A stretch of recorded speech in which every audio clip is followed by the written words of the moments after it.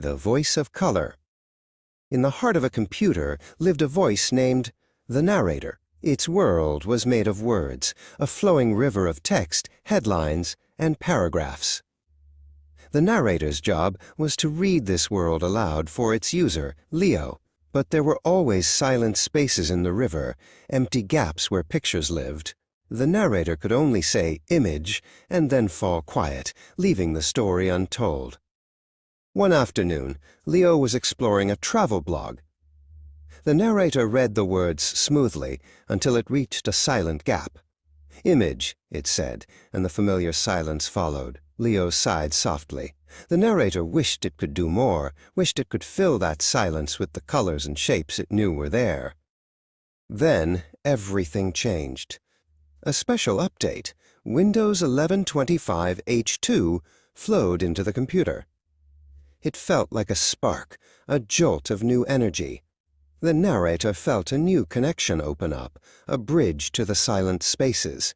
A new sense awakened, a sense that could see beyond the text. Leo clicked on his favorite travel blog again. An alpine adventure, the narrator began, its voice as clear as ever. It read about a hiker's journey, and then it arrived at the first silent gap. But this time was different. This time there was no silence.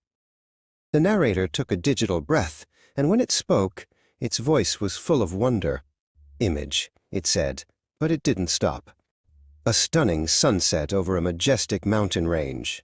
The words were new, powerful, and full of color. The narrator continued, painting the picture for Leo with its words. The sky is a canvas of fiery orange, deep purple, and soft pink. Jagged, snow-capped peaks stand tall against the vibrant colors. The sun, a glowing orb, is dipping below the horizon, casting long shadows across the valleys. Leo listened, his eyes wide. For the first time, the silent space was filled with beauty. He could see the mountains and feel the warmth of the setting sun, all through the narrator's new voice. The world of the web was suddenly whole. Further down the page, the narrator read a very long paragraph about the history of the mountains. It was full of dates and difficult names. When it finished, it offered something new. Would you like a recap?